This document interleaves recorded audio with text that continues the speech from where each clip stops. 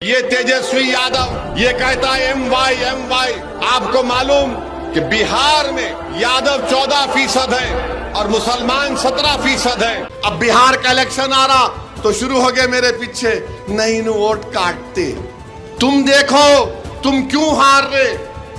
अरे हम तो तुमको बोल रहे, अख्तर उल ईमान ने कहा हो अगर तुमको ये पसंद है कि दोबारा बीजेपी बिहार में ना आए तो हमसे हाथ मिलाओ, तुम नहीं मिलाएंगे तो याद रखो ये हाथ तुम्हारे गिरेबान से भी खेलेगा इंशाअल्लाह ताला। कब तक हम इनको नेता बनाएंगे, कब तक हम इनको मुख्यमंत्री बनाएंगे। इनके वालिद को बनाया, इनकी माता को बनाया, अब इनको बनाओगे। अरे तुम कब बनोगे बताओ मुझे। नमस्ते नमस्ते सियासत के शौकीनों, आपका स्वागत है क्रिएटिव विजन न्यूज के एक्सप्लेनर में। आपके साथ मैं हूं शबाब। आज का मसालेदार बुलेटिन बिहार की रसोई में पक रहा है और इसका तड़का लगा है असदुद्दीन ओवैसी साहब के नाम पर।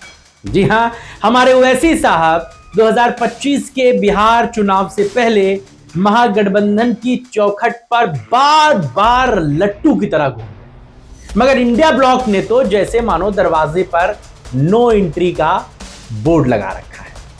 एआईएमआईएम की 6 सीटों की गुहार को सुनकर राजद और कांग्रेस ने ऐसा मुंह फेरा है मानो कोई अनचाहा रिश्तेदार शादी में घुसने की कोशिशें कर रहा हो। तो क्या ये महज छटपटाहट है सीमांचल के वोट बैंक की मायावी चाल की, या फिर गठबंधन की बेरुखी की, या फिर सियासी मंच पर सोलो परफॉर्मर बनने का डर है? क्या यह मुस्लिम वोट बैंक की भी सबसे बड़ी जंग है? बिहार के चुनाव में क्या चल रहा है असदुद्दीन ओवैसी और उनकी पार्टी से रिलेटेड डिटेल में आपको समझाएंगे। बिहार में मुस्लिम वोटरों की आबादी करीबन 17% है और सीमांचल इलाके यानी कि पूर्णिया, अररिया, किशनगंज और कटिहार की 24 सीटों में यह वोट बैंक निर्णायक भूमिका निभाता है।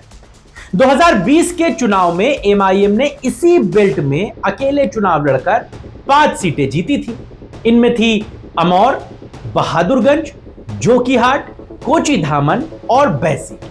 लेकिन इस जीत ने महागठबंधन को नुकसान पहुंचाया क्योंकि मुस्लिम वोट बट गया और एनडीए को फायदा हो गया। अब 2025 के चुनाव में ओवैसी साहब फिर से इस इलाके पर नजर गड़ाए हुए हैं, लेकिन वो गठबंधन की तलाश में। ओवैसी की यह परेशानी है या बेचैनी, इसके कई कारण हैं। सबसे पहला कारण तो यह है कि पिछले चुनावों का जो कड़वा अनुभव उनको मिला, 2020 में जीते 5 में से 4 विधायक राजद में चले गए, जिसे ओवैसी ने खरीद फरोख्त का नाम दिया। इससे एआईएमआईएम का बिहार में आधार कमजोर हुआ। अब ओवैसी नहीं चाहते कि वोट फिर बटे और बीजेपी मजबूत हो। वो कहते हैं कि बीजेपी को हराने के लिए एकजुट होना जरूरी है, लेकिन ये तो एक तरफा मोहब्बत है और ये ज्यादा लंबी चल नहीं पाएगी।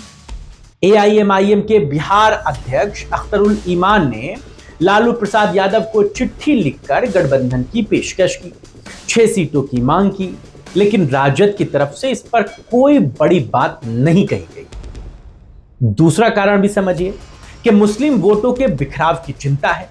अगर एआईएमआईएम अकेले लड़ती है तो सीमांचल में महागठबंधन को 10 से 15 सीटों पर नुकसान होना तय है।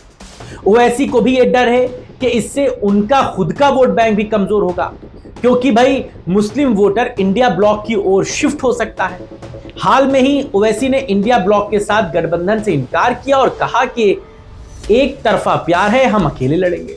लेकिन एआईएमआईएम के नेता अभी भी राजद के साथ गठबंधन की उम्मीदें जता रहे हैं या फिर थर्ड फ्रंट बनाने की तैयारी कर रहे हैं। महागठबंधन में राजद, कांग्रेस एआईएमआईएम को कट्टर मुस्लिम पार्टी मानकर दूर रखना चाहते हैं। कारण साफ है कि बीजेपी को मुस्लिम तुष्टीकरण का आरोप लगाने का मौका न मिले। राजद ने कहा कि ढोल नगाड़े पीटने से गठबंधन नहीं होगा और जानकार भी इस बात को मानते हैं कि यह सियासी जंग बिहार की कुर्सी तय करेगी। अगर एआईएमआईएम अकेले लड़ी तो मुस्लिम वोट स्लिप होगा, इंडिया को नुकसान होगा और एनडीए ब्लॉक को फायदा मिलना साफ दिखता है। ओवैसी की पार्टी अल्पसंख्यकों और युवाओं पर फोकस कर रही है, लेकिन वक्फ बोर्ड जैसे मुद्दों के बाद उनका आधार हिल गया है। क्या गठबंधन होगा या फिर थर्ड फ्रंट बनेगा, चुनाव नजदीक है। और सीमांचल की सियासत पूरे बिहार को प्रभावित करती है। देखिए, यह बात भी साफ तौर से समझी जा सकती है कि अगर एआईएमआईएम अकेले लड़ेगी तो सीमांचल में मुस्लिम वोट बटेगा और इस बात में कोई दो राय नहीं कि महागठबंधन को 10 से 15 सीटों का नुकसान होगा। इसका सीधा फायदा एनडीए यानी कि बीजेपी जदयू को होगा। आपको 2020 का चुनाव याद है, ओवैसी ने, उनकी पार्टी ने भले 5 सीटें जीती हों, लेकिन उन्होंने महागठबंधन के यानी कि राजद की कम से कम 10 से 12 सीटों पर नुकसान पहुंचाया। वहां पर एआईएमआईएम के प्रत्याशी की वजह से उनके प्रत्याशी यानी कि राजद के प्रत्याशी हारे, क्योंकि एआईएमआईएम का जो कोर वोटर है वही वोटर राजद का भी। तो ऐसे में एआईएमआईएम को अगर 5 से 6 सीटें दे दी जाती हैं और उनको चुनाव लड़ाया जाता है तो फिर चीजें कुछ और दिखेंगी। अब बात आती है थर्ड फ्रंट की। क्या पिछली बार की तरह बीएसपी के साथ ओवैसी का थर्ड फ्रंट बनेगा? आसार बिल्कुल ना के बराबर है, क्योंकि मायावती ने यह बात क्लियर कट कर दिया है कि वो चुनाव अकेले लड़ेंगी, हारे चाहे जीते। देखिए, इस बात में भी कोई दो राय नहीं कि बसपा अगर बिहार में चुनाव लड़ती है और सीमांचल में अपने मुस्लिम प्रत्याशियों को उतारती है तो इसका भी नुकसान राजद को ही होगा, क्योंकि बसपा का जो वोट कटेगा यानी कि जो बसपा का वोटर है कमोबेश वही वोटर राजद का भी है। तो दलित और मुसलमानों की पॉलिटिक्स करने वाली मायावती भी बिहार में नुकसान करेंगी तो राजद का करेंगी, कांग्रेस का करेंगी। तो ऐसे में महागठबंधन इन दोनों पॉलिटिकल पार्टियों पर क्या सोचता है, ये एक बड़ा गंभीर विषय है। लेकिन चूंकि आज बात सिर्फ ओवैसी की हो रही है तो बीजेपी की राह आसान ना हो, इस बात के लिए ओवैसी लगातार गठबंधन की बात कह रहे हैं। वो कहते हैं कि वोट बटेगा तो बीजेपी लौटेगी। तो बिहार का सियासी रण बड़ा गर्म है। एआईएमआईएम अगर अकेले लड़ेगी तो भी कहानी कुछ और होगी, गठबंधन के साथ लड़ेगी तो कहानी कुछ और होगी। अभी गठबंधन के आसार दिख नहीं रहे हैं, लेकिन तब तक ये जान लीजिए कि ओवैसी साहब एक तरफा मोहब्बत में घुले जा रहे हैं। वो मिर्जा गालिब साहब का एक मशहूर शेर है ना कि दिले नादां तुझे हुआ क्या है, आखिर इस दर्द की दवा क्या है, हम हैं मुश्ताक और वो हैं बेजार, या इलाही ये माजरा क्या है।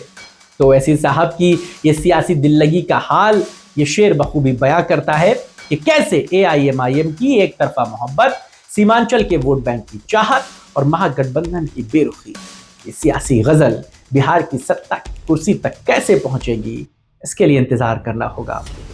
अगर आपको पता है तो हमें जरूर बताइएगा। आपको हमारी ये चर्चा कैसी लगी, आपकी राय का हमें इंतजार रहेगा। तब तक स्वस्थ रहिए, आबाद रहिए, नमस्कार।